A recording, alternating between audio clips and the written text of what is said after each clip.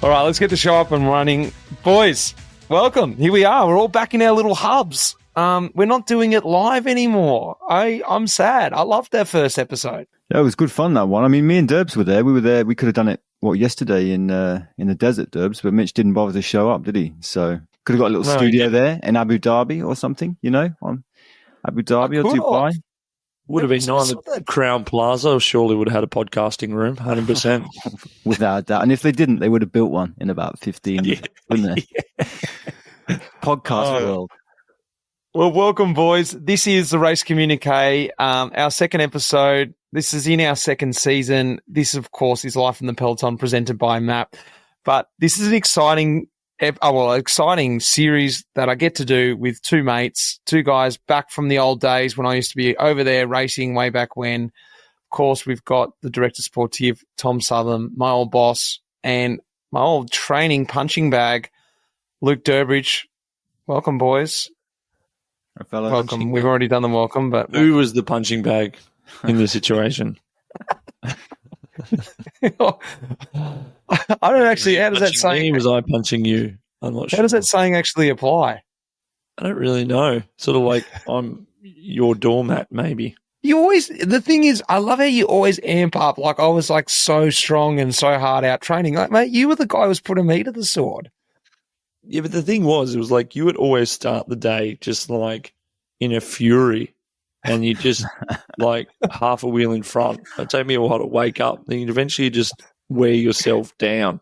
And then I would be like, oh, you're so strong now. I'm like, I'm not riding any harder than what you started the day. You know the thing with Mitch, I remember this from meeting him in Melbourne when we were trained together, is like when he would be running late, he would ride hard to the point where he's at high speed by the time he arrives, so he's already going, and then he couldn't slow down again. And you've been stood there like waiting for him to get there. Then he turns up, he's like, all right, cool, let's set off at like as hard as we can now. It's like, yeah, great. As I'm coasting past at 40k an hour, jump on. Get on, mate. We got to catch the ghost me. That's already 3 minutes up the road. Exactly. Yeah, it's one of those things. It doesn't matter how fast you ride, you can't take back time. No. You know what I mean? Like it's already gone. Not in my eyes. Not in my eyes.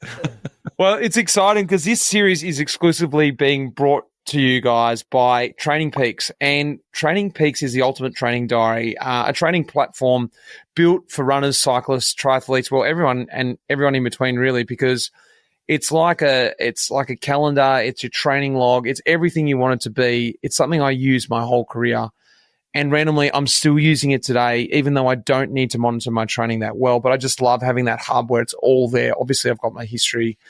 Something that I used to love about Training Peaks is that it does monitor your CTL or your score or how fit you're sort of getting. It gives you a bit of a score.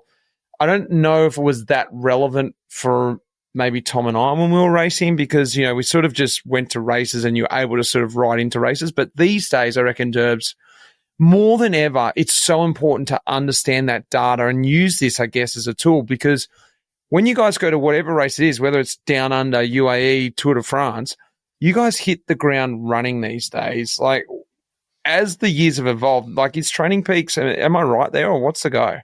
Oh, 100%.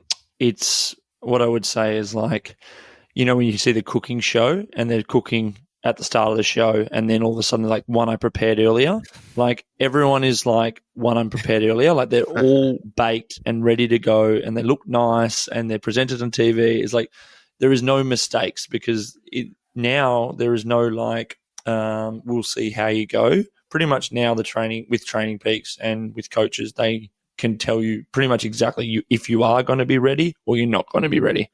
And people are selected by that. I was discussing this with a teammate post UAE, and it was an interesting one because UAE is sometimes a bit of an easier race, and guys were actually, out there on the ergo after the race pushing to try and get their training load up. It sounds ridiculous, but like we would be doing, 120 TSS, which is your training stress score for the day. And that might not be enough. Say if they were home training in Belgium or France or whatever, they might do 150. So before or after, there was guys doing kilometers to try and get that score to reach their goal of being at the right fitness and the right fatigue and all that sort of stuff. So on my app, I mean, now we're on live video now. It's amazing. Mm. But pretty much this is what I've got here, and that's my score. So I'm at 120, right, but I'm also at minus 12 in terms of it's not fatigue, but I use it as the fatigue score. And pretty much when I get back to zero, it doesn't matter how. I was talking to a teammate of mine beforehand. Oh, come on, show me what's fine. 48. 48. I'm actually doing all right. Wait, can you see? Yeah, I know. It's pretty tricky with it says 48. It's not bad. 15, no? Isn't fatigue 15? Yeah, well. You're buckled, mate. How do I do it? It's 15. I'm fatigued. No, fatigue 29, form 15. You're prime. You're ready to go. I mean, it'll take you quite a while to get to where I am. But anyway, it's just we had discussed that you literally look at it, you know it, you pretty much open it every single day. All your training's on there. So it's like your Bible. Well, get across because Training Peaks have offered an exclusive offer for all Life in the Peloton members and subscribers. So get across. It's a 20% discount to try it out. Well, whatever you want to do, use it for a year, use it for long term. You get a 20% discount, and that's on the premium. So get across and check that out. And I'm glad to have those guys on board so I can keep chugging along. You know what I found out also? You know how I was banging on last week about how EF actually is paying for my Training Peaks, or last month? Just sent you a bill for 4 years. I realised I'm just paying for it. I don't know when I signed up for it, but I'm just straight up paying for it. I'm like, what the hell? Just Netflix, Apple TV, Strava, Training Peaks. Yeah. So I need to chug in and get my 20% off. All right. Should we get into a bit of show? If for the first time listening, what we're doing, I do a bit of racing recap. Durbo gives us the down low from the Pello. So Pello chat. And we've got Talking Tactics with Southam later on in the show.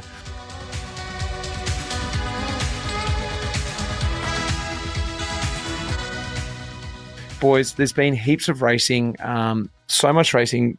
You can't cover all the racing this time of year, nor do you really want to. And I really missed a lot of it, and I was just watching results. For me, it's more about really who's looking good this time of year rather than how the races played out. Just running through some races. There's stuff over in the Middle East. Alula Tour, Tom Pidcock picked up a couple stages there. He also went on to get a stage. I think it was in Ruta as well. Ruta del Sol, sorry. So he, for me, is come onto that new team. He's looking quite good. We've got opening weekend, which I want to talk about later on, but this is perfect start for him. Coming to that new team, coming back, showing that he's back in good form. The team that I really want to point out for me is UAE, and we go to Oman to finish off the Middle East. We go to Oman and the UAE Tour. UAE Team Emirates GRX, what are they called now? XRG. Domination. Absolute domination in the early season races. I've done a quick head-to-head. UAE, Visma, Bora. So at this time of year, UAE have got 4 GC wins with Navarez in TDU, Sivakov in Ruta del Sol, Yates in Oman, and Pog in UAE Tour. They won the Figueira Classic and Champions League or whatever it is in Portugal, whatever that race is with Morgado. They've got 2 1.1 wins in Spain as well. If they weren't winning, they also finished second with João Almeida in 2 GCs. On the other hand, Visma, they're only looking at 1 GC win with Jonas Vingegaard in Algarve. They've got 2 stages in Oman with Olive Koy, where there's sprint stages, so it's not really looking good for GC, and Jonas won the TT. Bora, another step down, 2 stages. They've only got 2 stages at TDU, a third in GC at TDU, and the only other thing I could really find was they got 2 stage wins, 1 in Ruta and 1 in Algarve. So when you're comparing those teams now, UAE, just total domination of the early season races. Yeah, UAE, just complete domination. Not really much to say because me and Tom were both speechless, actually. Yeah, blown away by it. Blown away. But in the end, I think what they've done, UAE, is just like they were the best team in the world last year, and then it's pretty hard to like replicate that. But then this year they've just gone another level again, another good amount of signings. Their consistent guys are performing. It's just, to be honest, it's a pretty insane team. It'll be interesting to see what happens when they go to like the Flemish Classics. Like that is probably one area that they, other than when Pog turns up to win Flanders, it would be interesting. Like if Niels Pollitt, Morgado, continues the form he had and things like that. That Portuguese kid is absolutely flying. Do you see him in Algarve on the climbs? Like super interesting about UAE is they actually lost like high point scoring riders. Like they actually shipped a bunch of guys out like Hershey. And so on paper, they actually had like a weak transfer season, but they've obviously like transferring well for the future because, I mean, I was looking the other day, like just for an example, I was looking at, so I'm doing Phone Ardèche. So, on Saturday, and I was looking at their team for it. So it's Ayuso, McNulty, Sivakov, Kristen, Del Toro, Micah, and Arietta. So it's like, who do you even pull with? Like who starts pulling? It's unbelievable. That's insane. They can all ride GC there at least. I mean, wow. That seemed like it's throughout the all races, like because there's so much racing going on now. All those, second tier, I call them second tier, the Yates, the Sivakovs, they're all going in as like proper GC, man. And it's actually quite interesting to see how they run. And it's a great opportunity for these guys to run their own race and ride for a victory because the rest of the year, they've got to slot into that all-important GC role. But it's interesting that not always when you throw money at a problem that it works. You know what I mean? Like if you were to just, I think they've got, I would say that have more than half their teams probably over $1 million, which is a lot of other teams can't afford that and can't get those riders. But that doesn't necessarily mean that it builds a team to win. You know what I mean? But they are just like, if one guy goes to a race, he knows he has to win because if he doesn't win here, then he's a worker. So those guys are coming in like super hungry, super young guys going, yep, I get paid well, but if I don't win Ruta del Sol, then I'll never get leadership at Paris-Nice or I'll never get leadership at Torino one time when Pogi's not there or a Grand Tour where there's probably got, I don't know, probably like 6 guys that can ride at least podium in a Grand Tour nearly, potentially. And they know they're never going to get that opportunity unless they step up straight away in these races. But it will be interesting because they're all come out super firing to prove their point. And you just wonder if like 6 of them are all just like completely plummeted and fatigued by the time it rocks around to the big races because they've all been racing each other to see who is the best next guy behind Pogi, you know?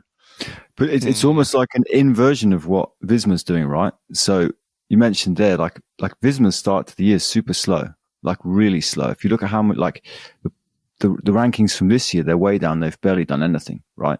Whereas UAE is winning 3-4 stage races like all over the shop.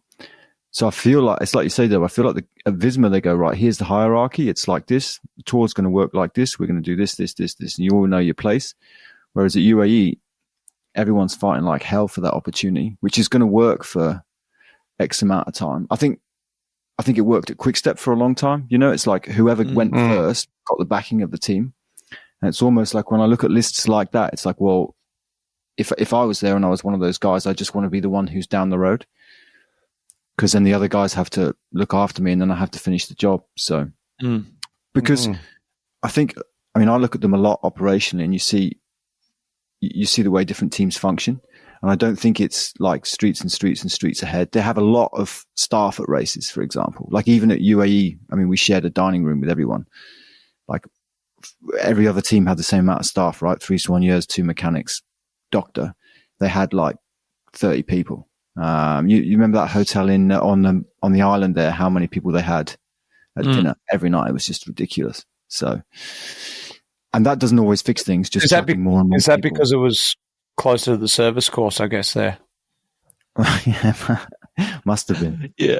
But I think also, like you mentioned with Quickstep and what they did, and it was super successful, But eventually they left because everyone wanted to get their own opportunity with their not having to fight for it. You know, you got your Bob Jungles left and your things like that. But the problem is UAE, they lock them in for like 6 years. So like they have the money to go. Del Toro, for example, he would be getting better and better and better, and eventually one team would come and go, here, full leadership at, I don't know, EF, whatever, much more money than you're on now. You don't have to fight for your spot. You deserve it. Here it is. But the problem is, like, Quickstep can never lock their guys in for like 5-6 years. But Del Toro and all those young guys, they're like, here's another year. Here's another year. They're like 5-year deals, 6-year deals. So they're actually not going anywhere, you know? Yeah, but it doesn't always necessarily work when those guys leave. You often saw the Quickstep effect, that fight to be better, and the Wolfpack effect made a lot of riders better. And when they left, they sort of weren't. You know, it's almost like the old US Postal, and maybe a different era. It's a bad comparison, but you know, when guys sort of went, you know what, Lance, I'm going to go out and just be a GC man myself. Like often, they couldn't really do it. You know, maybe it was a bad example, that one, but send a bomb to their house. I sent anthrax in the post. Yeah, you go. Let that one go to the keeper, that one. And blow your car up. All right, let's talk about some real racing, and that's what I'm most excited about, Leather. No run. Let's talk about the opening weekend, and Derbs, I'm assuming you're priming up for it. Southam. I'm not going. He's not going, mate. What? I'm not going. Why? I got a year off. Why are you going? Because I actually didn't want to go. Mate, it's a slippery slope. You say you don't want to go to a classic, that's it. It could be all over. Oh, okay. Should be it. We've got about 7 guys who want to do the classics in this team, so I guarantee I'll be having a spot if I want to do it. But nah, I wanted to just do UAE and get another stage race in, because I actually don't get too many stage races in before the classics. I do it at under and then Paris-Nice, and then that's it. But I wanted to do one more stage race leading in to the classics and another heat. I reckon the heat's got some real big performance benefits. And then I thought I'll do UAE. But then all of a sudden they changed the dates and you can actually do both. But it's still a bit of a quick turnaround. Like if you think about it, we've only got one guy, I think, doing Kerner out at UAE. It's pretty flirting with getting sick. You come back from the heat, you come into the cold. You know, you've got to be careful with that management. You go straight to Umloop, get, you know, completely different beast to UAE.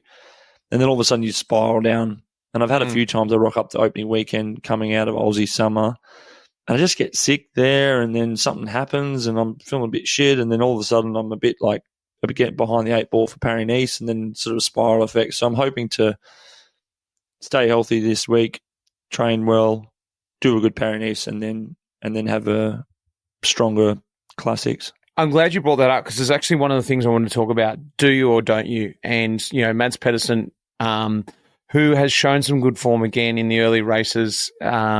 He had a stage win at Provence.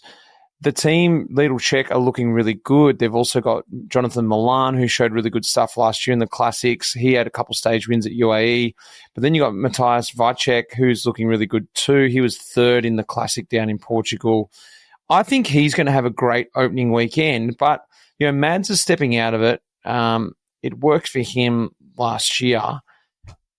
The theory there, it can be a bit of a psychological theory, and I believe, I was joking about it at the start, but I believe in what you say. I was always of the theory, if you're going to go to opening weekend, do one, don't do both. And if you can, as an older rider, maybe avoid the opening weekend and get some good training in and hit the classics. But on the other side, if we want to talk about what the opening weekend does give you, because you can try and get your head around that, Derbs, help everyone understand. I can help them too, sort of, if I can remember, trying to erase sometimes that, what the opening weekend can do to you as well. If you're psychologically, I think if you come out of the opening weekend, it can also put you in a good spot, because you get through the war, you come out and you go, you know what? I'm actually good. I'm good this year for the classics. It can set you up in a really good way. And everything from there, I remember coming out of the opening weekend, I went to the Paris-Nice. I felt really good about myself. I had a great Paris-Nice and the ball was rolling, you know, it snowballs. Oh, definitely. I think, it can be. I think it's too much of a lottery to really know. I think if you go up there opening weekend and it looks like it's going to be dry and like 8 degrees, I think, for Umloop. So, that's not too bad. And like you can have a good weather up there, check the tyres, get the equipment. I've always seemed to struggle with that initial hit out in the classics. It's just like nothing else. The neutral in Umloop is just gnarly. And next minute, everyone's just like, okay, we've all been thinking we're going to have the best season of our life. And you realise that when you get to the opening weekend, it's just like, it's next level stress, But we have seen it quite often that, Visma has come out and done 1, 2, 3 in Umloop and had a pretty poor classics, or won Umloop the last couple of years and had a poor classics, So I really don't think you can put a finger on it and go, this means something because it's still so far away. But what I will say is that Umloop's a fantastic opportunity it's a World Tour one-day classic. So if you treat it like it's a race to be won, if I had won Umloop in my career, I'd be very, very, very happy with that, So I think it's an opportunity for young guys that potentially would be working for Mads Pedersen, Walt van Aert, Van der Poel, that they go to Umloop and actually don't disregard how they're going to go in the other classics. They actually go, I get leadership at Umloop and I'm going to win Umloop. And at the end of the classics, if I come out and I won Umloop and that was it, well, bloody good classic season actually, because there's only about 7 of them. So I think there's a different mentality for some of the young guys. We're sending quite a young team there, but it's like, go there and you won't have to work for anyone. Michael Matthews won't be there. I won't be there. Maybe Max Weishaupt will only do in Kerner. Like there won't be guys that you actually have to help out. You can actually go there and actually just see how you go. So I think like you said, Mitch, it's a point of your career where you go maybe 5 years of doing opening weekend, and then it might be a point of like, actually, it doesn't really serve me better in the back end of the classics, and now I can perform in those better ones. So I'm going to take it off. But so that's where my opinion is there. Let's run through quickly before we make our picks for the opening weekend so everyone can get a quick little preview. I went through the course. I always love going through the course. There's a bit of a change this year. Durbo, you're going to try and reminisce and do a mind map of this. It's 5K shorter. This year, they're doing the Paterstraat first. Last year, they did the Paterstraat in the middle of the race. So that means they're going to go through a really hilly section, back-to-back climbs. After they do Haarhoek, obviously, 3 times into Leeberg. If anyone knows what I'm talking about, you'll know when you're watching the race, but they're hitting that combination. But then they hit, after the second time Haarhoek, they go Valkenburg, Eichenberg, Wolvenberg, straight onto the Holloweg. Then they come back over Jagerij, which is another cobble section, and then into the Molenberg, Haarhoek, Leeberg, Beendries. Then they head over the Vossenhol, up the Kappelmerg, the Merg, and then to the Bosberg. It's like I said, it's pretty full on. Once you get second time, 120, that next 60K is on. I just named all the climbs and the cobble sectors in the next 60K. So it's a pretty brutal race. It's the old finish of Flanders back in the day. As I said, they go up the Mer, then over the Bosberg, and that's like, I think, 10K from there to the finish. So there's a bit of nostalgia there if you were watching the race back in the day. Boys, what is your pick? One pick for Umloop, one pick for Kerner. Kerner, just quickly, there's not much difference there. It's pretty much the same, 1 lap. Durbo, was it always 1 lap when you come into Kerner? I thought it was 2 laps. No, it's changed. Last year, it's actually quite solid. They do a climb about halfway through or maybe a bit further in, and it's really, really hard. And Jumbo kicked off last year and split the race apart. And then there was 2 groups chasing all the way into Kerner. So actually the mid-section now, we don't actually go up the Quaremont like we used to. And we do this other mid-section, but it doesn't make it any easier. And then, yeah, pretty much it normally can be, say, reduced front group, maybe 2 or 3, and then a sprint. But yeah, look, it's easier than Umloop for sure, but it's not a sprinter's classic like most people used to think it was. So who are we picking then, boys? One name. I'm going with Pidcock. I'm getting in first. Pidcock for Umlaut Pet Newsblade for me. Ooh. I'm going to go with Tom Skuyens. Why not? Oh, that would be cool. Durbo, who have you seen? Who's sounding good? I'm going to go with Navarez for UAE. Whoa. Yeah. He's got the national champ after Down Under. I don't think he's done anything since then. No. And what about Jorgensen? An interesting one would be Loscano. He's moved over to Red Bull. He had a mega classics last year. Never quite got the victory, but with maybe Red Bull support, like Tratnik's in there. You know, he won it last year. He's in Red Bull now too. So that Red Bull team looks pretty bloody good for the weekend. Mm. Do we want to do one for Kern? Oh, probably going to go with Yordi Muse or Phillipson. I was going to go with Phillipson. So Phillipson would be a big call coming from UAE. That would be interesting because he was obviously there, wasn't he? Yeah, but I spoke to him there, and he's not doing any Torino or Paris-Nice. He's going full classic spec this year. Like he's going to go back and after opening weekend go to altitude and then come in and hit the classics hard. So yeah, right. Which is just something new for him. Southam, wrap us up, and we'll get into some hello chat with Durbo. All right, I'm going to go. It's on you. With, it's on me. All right. What about one of your own?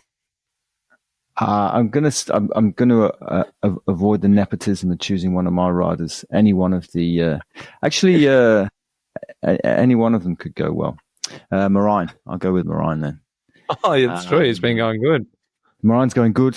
Good team for the whole weekend. Actually, really nice team. So yeah, let's see how he goes.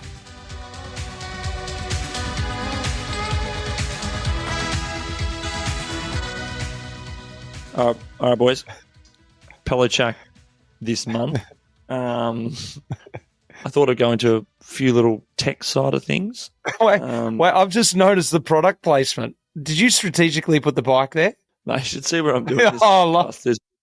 There's one room in my house where that's the missus bike, and then we've got the TT bike with absolutely nothing on it, no seat post. So, do you want me to get like a chainring in the shot as well? What else we got? Anyway, all right. So Pella chat this month. So what I noticed is in UAE, look, it's been like this for quite a while. There is obviously a technical person for each team who is in charge of, the new aerodynamics or products, and it's all driven by the bike brands. Potentially by a sports scientist, a biomechanist, or whoever inside the team who is driving, the next big performance changes. And we've seen massive changes in the last couple of years, obviously, with tubeless tyres, disc brakes, aero bars, skin suits, you name it. I mean, considering when you used to ride around, Mitch, with your jersey open, and Tom, I don't even know, was there just as comfortable a position as possible. T-shirts. As far back as possible, mate. As far back as possible. Well, so what I wanted to touch on is big chain rings. Now, these chain rings are getting actually out of hand. We have some talk that guys were racing. Well, I know for a fact that Max Weichel was racing with a 58 the whole week on his road bike. And did he ever do 5811? No. That's the thing. So the reason we're going so big is they are running the chain straighter. Yeah, right. Which is less friction, more aerodynamic, and it's more efficient in terms of if you're going from 54 down to the 11, the chain's on an angle, and the 11 is quite a big friction gear. So in the TTs, I ran a 62 tooth in the TT, one chainring, and I heard that Josh Tarling ran a 64 or 68. I mean, Jeez. 68 tooth chainring. And it's like, I get it. Like, he averaged 56.6. But I mean, he never went to the 11, but he's got a 68 tooth chainring on. So if you're talking about doing these custom changes on your bike, there's like, we're pushing the chainring size to such a point that the actual gears can't keep up. Like, in terms of the mechanics are having a nightmare, because yes, it is more efficient. But for example, I ran a 56.44 throughout the whole week, didn't bother changing it off. But if I went to a 58.44, it's quite a big drop. And there's a lot of chain error, and it's all fine for UAE. But if you go to Europe, you're in and out of the big chainring, small chainring. Like, there's a limit, isn't there, as to how much you can actually drop? The drop, yeah, exactly. How many teeth you can drop? I don't exactly know the limit there. So obviously, the bigger you go, the bigger the inner chainring has to go. Yeah, exactly. But also at the back now, because we can run a 34, you can go pretty big and have quite a small gear. You know, are you saying triples might be coming back? Yeah. Is that where you're getting to? We did joke about that. I rode a triple back in the day. Did you ever do a triple when we had the compact? When we used to have the compact cranks? Oh, no, we didn't have triples. We had the compact cranks. That's right. Surely never did a triple. Triple.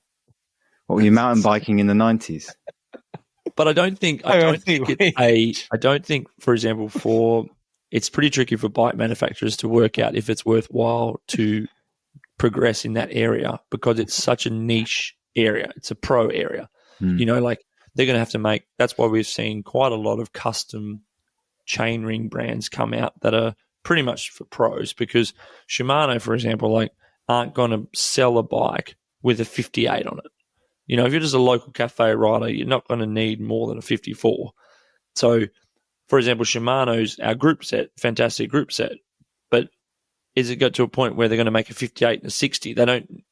It's like, you know what I mean? Like, it doesn't sell in the bike room, so why would you even bother doing it? So this is where it's last time. When was the last time you rode the Hell Ride, mate? She's pretty quick out there. I was going to say. So that was one thing I did notice. Another thing that's happening is road handlebars. So the limit for how narrow they can be is around 36 mil, and everyone's running around with like 36 millimeter bars. But these gravel bars that have a big flare are potentially allowing you to go even more narrow in the front, because the width of the bar is from the outside. So I looked at the Alpecin team, and I think Dillier, he had like a 4 centimeter difference between his hood and the outside of his drop. So that means when he came in the middle, he was like super compact TT position, but then in a sprint, nice and stable and cornering, etc. So we've sort of made a rule to bend your hoods in is not allowed. You can bend them into certain points, but pretty much the bar has just allowed you to have your hood where it used to be when it was fully bent in, and then you can have your drop flare out the side like a normal. So as long as any part of the bar measures to 36 centimeters, doesn't have to be measured at a certain middle or something. Yeah. So, and there's a 4 centimeter maximum from your hood to the width. So you can't have 5 centimeters. Like, you can't flare out. You can't have just like a bar like that and completely out the other way. But 4 centimeters is the max. What do you have? I've got a 38-40. So 38 in, and narrow. It flares to a 40. Yeah. Wide bars then. Well, I was doing some testing in early season, which I wanted to touch on with the aerodynamics of these bars. I went in the wind tunnel with my road bike. I wanted to answer a few questions, because when you're riding the front, it's quite important, your drag, and we don't actually look into it. We do so much work on TT position, but in your road bike position, you spend 90% of your time on your road bike. And so I went in to ask a few questions like, what is the most aerodynamic position on your road bike? And pretty much what we came out with is like, what actually on a road bike looks more aero is more aero. Like in a TT bike, you might be like, some see these positions, Cadell Evans was like super wide and up here. That was more aero than having your hands up here for him because his body shape was, different, et cetera, et cetera. But on a road bike, if you look aero, that's aero. If you're up on the tops here, just common sense questions were answered. But what I ended up finding was that in my aero position on my road bike, I was just a little bit less aero than my TT position. Right. Which was super surprising. Like, I was. And you've worked so much on that TT position and hold your head, don't move or whatever. You should just been on the roadie essentially the whole time. Yeah, it blew my mind. It was crazy. But just to go to show how that's why also another aspect of why we are also going so fast. People are like, why are we going so fast? Need to do gear restrictions and this and that. It's like everyone is actually riding around with the CDA of their time trial position, and the same amount of watts gives you 10k an hour faster than you don't have to go far back before you like really start to notice how much positions have changed. I think like they were playing old cycling videos in the dining hall at UAE, and they put that 2016 races on, and 2016 doesn't feel like a lot. You were racing. It's like, oh man, these guys, like their bars are so wide, like the kit's on aerodynamic. It looked like you were looking completely another time, and that's only 2016. It's amazing. Yeah, it was. It was amazing. Yeah. So, that's pretty much for me. That was awesome. Sort of all this, just touching on a few little things. Aero bars have been changed in the bike. The big chain rings are changing, and sort of all I'm seeing at the moment. It's super interesting. I love hearing about all that. Not a world I really want to be in, but it's super interesting, and it's a really good understanding of why the bunch is going so fast. Everyone keeps asking, oh, it's so fast. Why is it going so fast now? Is it the carbs? Is it this? Is it that? At the end of the day, it's essentially 180 full-on teams time trial. Everyone taking a 30-second pull at the front and just get this train rolling. Yeah, but also, I mean, if you're a climber, you're getting dropped off now by Durbs who's like on a 56. So the speed's already higher before you've hit the base of the climb. You know what I mean? The guys doing the lead out into the key points are those guys that can push massive gears fast. And like that's why it's through the roof, Technically, all the KOMs should be ruled out, I think. Strava KOMs is illegal. Apart from the ones around Lansfield, mate. There's a few of them dropping, isn't there? Cobalt. All right, let's get some talking tactics with the mastermind.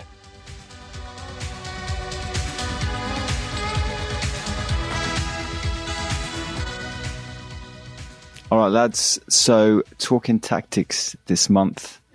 Since Down Under, I've obviously been at UAE Tour, and interesting thing happened there, which I think would basically come under a blunder of the month or a tactical fuck up of the month, let's say.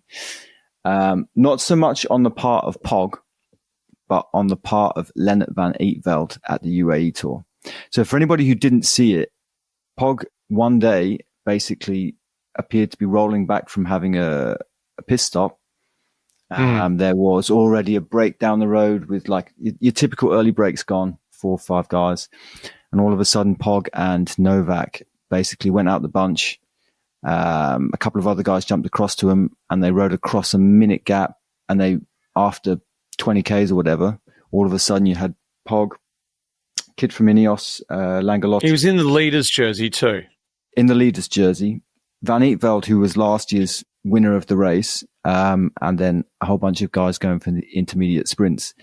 And they were out there for a good 110K on a desert stage with no reason to be there, apart from the fact they were there.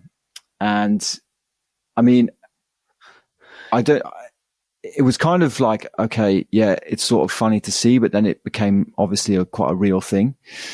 And the thing for me was, I guess Pog can do that, right? He can go and he can spend 100 Ks there, and he's safe when he gets back, and he's probably going to win the race anyway. But Van Eetveld, who's gone there with Lotto to support him and only him as last year's winner, going into that break and then riding all day, what the hell was he doing? Because he had his whole team who were just sat in the back going, oh, okay, well, our team leader's down. The break was always going to get caught. But for Pog, it didn't matter if he got caught or not. This kid, last year's winner, spent all that extra energy and then 2 days later didn't make it into the Durbridge split on the final day on Jebel Hafid and didn't even get to race the final climb. So you think, tactically, I think Pog is so good that he can kind of do it. Whereas this guy, as I saw it, Van Eytveld just got super overexcited because he jumped across to it as well. And kind of let his race go there, which is a bit of a shame. And I'd love to know. I got a couple of things to touch on. So Van Eytveld, he had, mate, we could just talk about the blunder of the entire week. Right now, this is every story. Poor guy, I don't even know him, so I'm not going to he might be a really nice guy. But let's start with day one. Day one, he makes his entire team ride second wheel to apply more TSS so he doesn't lose form. No. Right? So he rides second wheel. They weren't riding. At one point I looked up, I was like, it's a sprint stage. I'm like, what's Lotto doing? A Lotto riding. And then I hear rumours that they're getting ready for Viviani, aren't they? Yeah, it's just pushing on the front. They weren't riding on the front, but they were just, second team on a flat stage into a headwind. You push a lot more than you are just down the back last wheel. So anyway, that's the first blunder. We go to the first mountain stage, and Pogi wins that. I can't remember the name of the climb, but anyway, I look over. I'm eating my rice. Finished the stage. We're just about to get in the van. And I seen Van Eytveld on an ergo doing like 30-30s. So we just finished a mountaintop stage, and he's on a home trainer. It was pretty warm, Tom, I remember. And he's on the top of the mountain with an ergo, like doing efforts. And I'm looking over there going, like, what's going on there? And I asked one of my Dutch teammates, and he goes, I'm pretty sure he's pretty obsessed about keeping his, CTL up and load up. Anyway, so there's that one. Then the next day, he goes... Why don't you just ride back? You can't ride back. You're not allowed to do it in UAE, but it doesn't matter. 250-kilometre transfer standard. It was 21K uphill. So he's done enough for the day, Anyway, then we go to the Pog stage with the attack. He goes in the break with Pogi. Apparently, Pogi wanted to do it as a joke, wanted to come back. Van Eytveld said, no, I'm not coming back. Oh, really? Pogi didn't want to have to then put his whole UAE team on the front to chase Van Eytveld because he was on GC. So he was like, I better just stay here. So Van Eyveld's then done that. Oh, was he? Oh, it's like, don't poke the bear. My God. And then he's obviously missed the final stage and had to torch his entire team, which were obviously already done extra efforts they didn't need to get 12th place on GC. Well done, Van Eytveld. Great job. Yeah, I mean, what a week! You would think it's a difficult race to make so many mistakes because it's a pretty straightforward race, and it is like straightforward. It's like, okay, this is going to happen here. This is going to happen here. That's the most important thing. What's he come out of the CTL? Is he tapping 150, 160? Look, I completely disagree what Pogi did because I think that's okay for Pogi because he's in the yellow, and if anyone did it back to him, he can just ride back himself. Like, for example, when he attacked, the brake had gone, UAE's blocking the road saying the brake's gone. Pogi stops for a piss, comes back for a piss, does a joke attack. And, I get that, but it's a pretty dangerous precedent that you're in the jersey. And look, to be honest, for Pogi, he doesn't matter. He can fix pretty much any damage. But, for example, if I found myself in the jersey at UAE after, 2 stages and I wanted to stop for a piss, I would hope that that's not an opportunity for someone to attack me.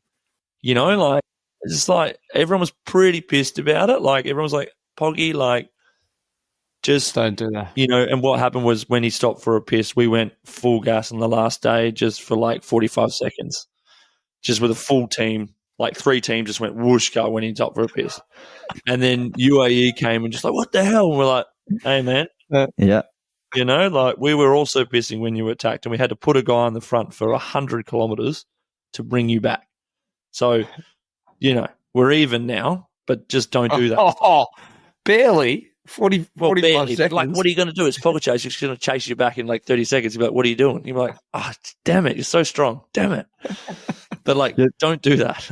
That's the problem. And it does because you're kind of listening to Radio Tour, like going, trying to decipher like what's happening in the race. And after a while, it sort of settles down. As long as nobody panics, obviously it's all going to come back and whatever. But it's like, I don't know how you guys thought of it, but I felt like, if I was a race organizer, it doesn't look great for the race, does it? When you can you can just dick around in the race lead, and be like, I'm gonna win anyway. It doesn't make the race look better, does it? No. And everyone's saying, maybe he's doing it just to get a bit more training. It's like, yeah, but it's not really a good advert for it being a great race, is it? No. If you have to attack to get training, no, it doesn't look that way. No. I mean, I was curious as to like kind of what the reaction would be from his team, but I guess they just kind of say you do whatever you want, mate. Like, no worries, because having no idea. Björk was pissing. He had no idea. I'd spoken to his DSs before about like how they do the races, and they basically go, well, he just goes and does what he wants when he wants to do it, and that's that. I had the same conversation with one of the DSs at the tour last year. He said, honestly, we just feed him the information. Then he, standard information there, 3 minutes to the bunch, and Jonas is 1 minute and 4K to go on the climb and whatever. And they go, the rest is just all spontaneous from there. We just, but apparently that's what he said. It could have been bullshit, but I tend to believe that. Yeah. I could fully see it. But yeah, so that was my little tactical segment. The other things I wanted to pick up on, we sort of touched on a little bit before, like kind of how teams are performing this year. And one thing for me that's really like jumped out is the rise of Trek and the rise of Red Bull, in terms of like moving into that sort of top team tier status, whereby it's not about money or anything like that. But when you go to a race, it's like, this is the team that's going to dictate what's going to happen. Every team has their plan, and you look at all the different teams and what they're likely to do. There's always, before it was like Sky's always going to ride, or UAE's always going to ride, or Visma's always going to ride. But now these are becoming the teams that are always going to, like Trek are really, really good at being, and Red Bull. When there's a point to go into first, they get there with numbers. So at UAE, every time it's split in any sort of wind, there was 5 there from Trek. And you look at what Ciccone did on the last day. Ciccone had a great race. You look at what they're doing in other races in Provence. Like, they're the team that have, when you go around the bend, they've got 4 or 5 guys in the right spot. Strong guys. Bora, they've got a sort of a different type. They've got more sprinters, but they're always kind of like, okay, who's going to just do a burner up the outside with 3Ks to go and be in the right spot at the right time? It's going to be Bora Red Bull. So those two teams have like really emerged, and much more, I would say, than Visma in the past. In 2025, Visma have not been they won Algarve, but not as a dominant force. They had the break, they had Tullett in it who got dropped on the Queen stage, and they won the TT. But all of a sudden, you've got like this shifting. I see it as like a shifting dynamic in the bunch, in the peloton, as to who's going to dictate the races. I think with like Pedersen going forwards into the classics. The team behind Pedersen is super strong. It's deep, and as you said, they're riding as a unit. We already saw that last year with Schoon stepping up as actually a player in the bunch now, opposed to just being a support guy. Vacek can just slot in as a bit of a wild guy. And, we always saw Milan last year was a dominant force. I haven't even gone through all their riders, but, I'm loving Trek moving into the classics, but we're going down another rabbit hole here. But they also managed to get good guys to do things for other people, like Pedersen does. He does a lot of stuff for other people in the team. I believe this is something the boys at Race Radio have been hammering on about. Mitch, you'll have to fill us in on. Yeah. Look at the forgotten world champ, Mads Pedersen. He is such a, like, I've had an interesting relationship with him as a journo. He's quite hard to get an interview out of, and I sort of was a bit like, come on, Mads, give me something. But he's very sort of held back, but he's a very quiet spoken guy. And the brand new pod that we've brought on this year, the Race Radio, is a fantastic series. You should go across and listen to it if you haven't heard it, guys, because these guys, Harry and Stu, they're ultimate fans of the sport, but they've been around the sport for, a decade doing interviews and filming stuff. So they not only just love watching it, but they understand the way it flows, and they've got lots of friends in the peloton as well. So they chatted to the media manager of Trek and got a really good insight to Mads. And, he wants to, when he retires, he goes, have a listen to it, but I'm paraphrasing here. He wants to support his wife. He goes, my time's over. I'm looking forward to swapping roles, and, it's her time there. And he's gone out and said that already. So go across and listen to that. Should we get into the quiz? Because I've got an interesting quiz for you on the eve of Geraint Thomas announcing his retirement.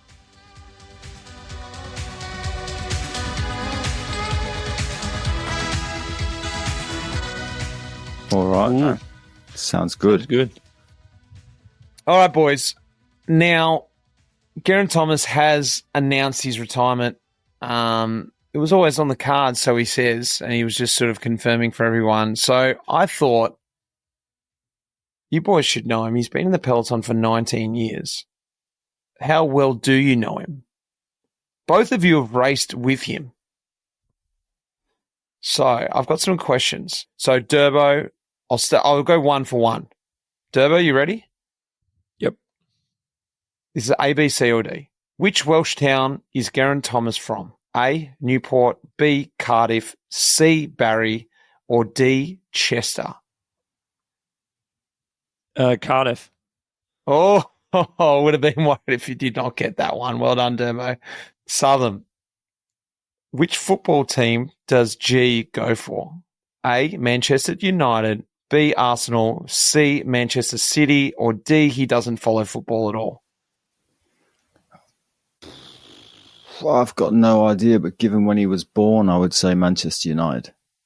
Oh, no, incorrect. He's a massive Arsenal fan. No idea. Did you know that, Durs? Yeah, I was going to guess Arsenal. I don't know it for sure, but I've seen him say something about them. All right, Durbo. This is going to go back to the track days. In 2009, Geraint Thomas broke the 4K individual pursuit legal record. What was at the time? What was his time, sorry?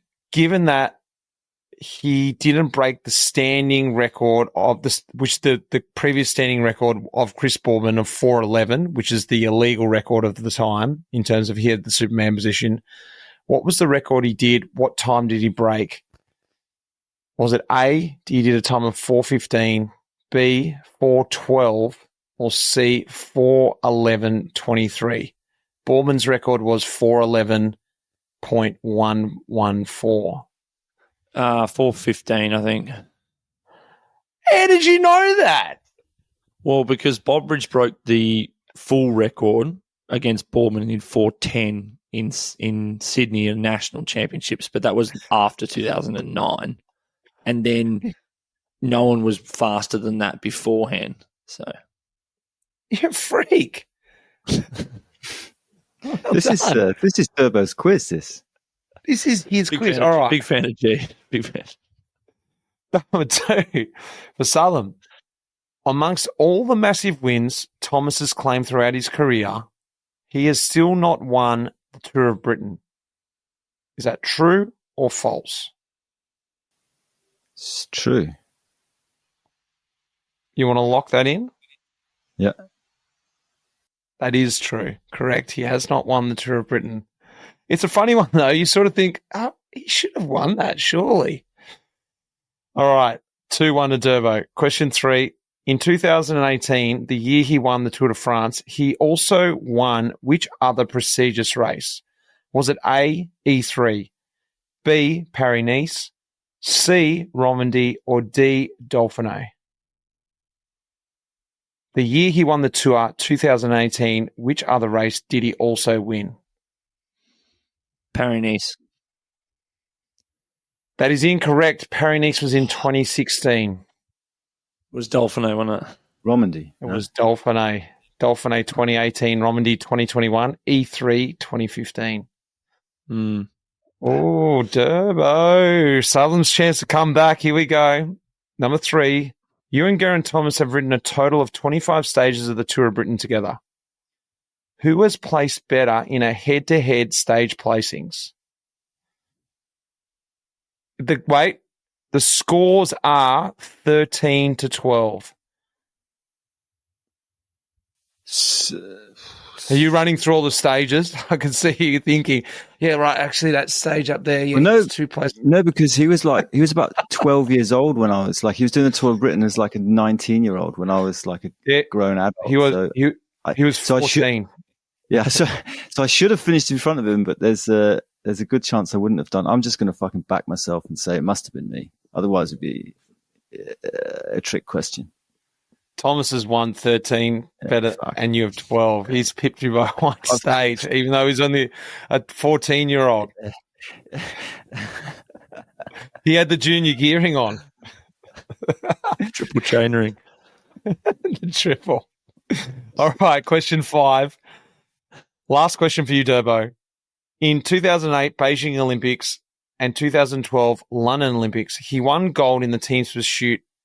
Which rider rode alongside G in both Olympics? Was it A, Peter Kenyak, B, Sir Bradley Wiggins, C, Ed Clancy, or D, Paul Manning? Which rider also did both Olympics with G? Which Olympics are we talking again? So Beijing and London, where they won gold. I'm torn between Wiggins and Clancy. I'm going to go Beijing. He's pretty young. Beijing and, sorry, the other one again was? London. Oh, okay. Clancy. I confirm that for you. It just became so crystal clear. Oh, London. Yeah, Clancy. Yeah, because Wiggo won the TT in London. Oh, yeah. Well, it's about time Paul Manning got a mention on the pod. He doesn't get many mentions, but good to hear Paul get a shout First out. time. Yeah.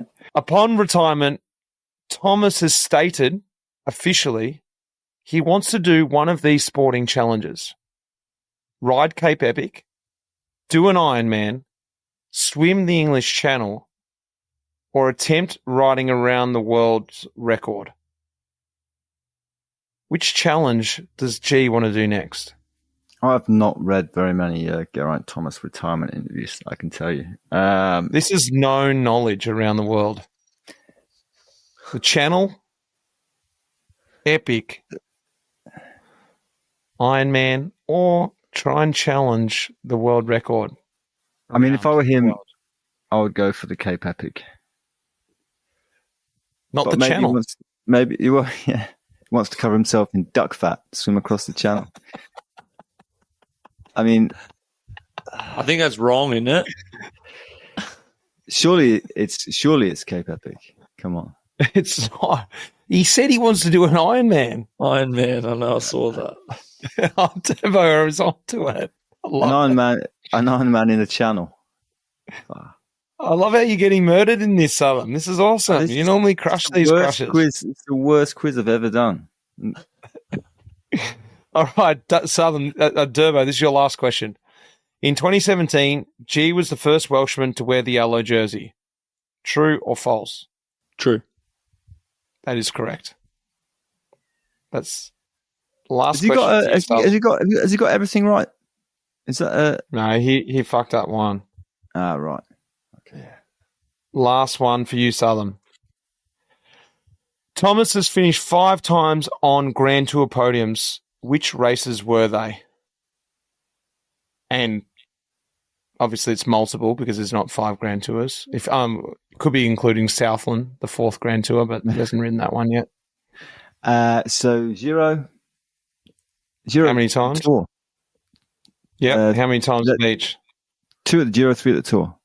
Well done. Southam, you're back in. Yeah. Durbo wins. I did have a bonus question, but it's not Throw it out there necessary. anyway. Go on. Throw it out there. Buzzer. First one to get it. Wins everything. All right. You can just go 1 for 1 until someone can't get one. He has a total of 9 stage race victories, not including the Tour de France. What are they? Durbo, first one.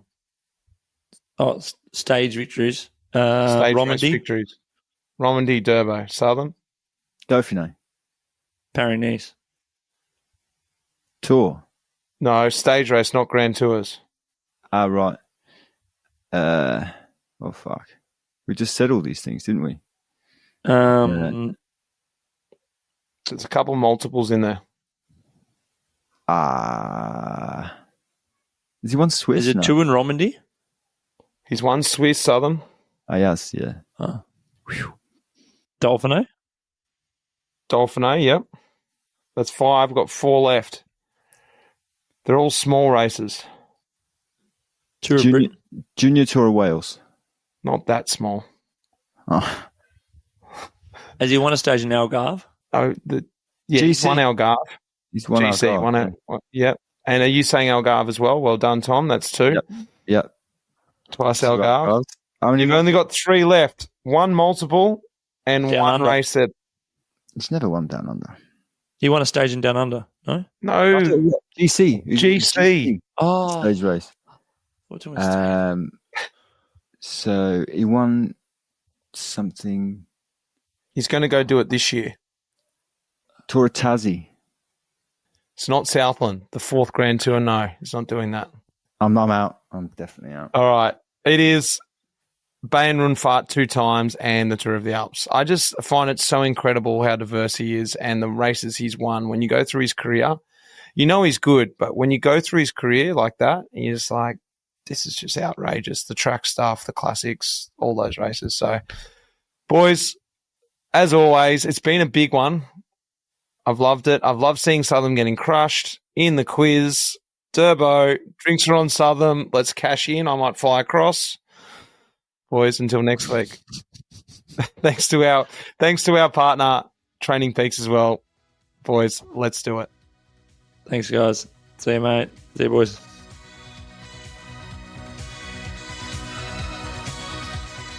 That iconic music in this episode was composed by none other than the legend, Pete Shelley. Cheers, mate.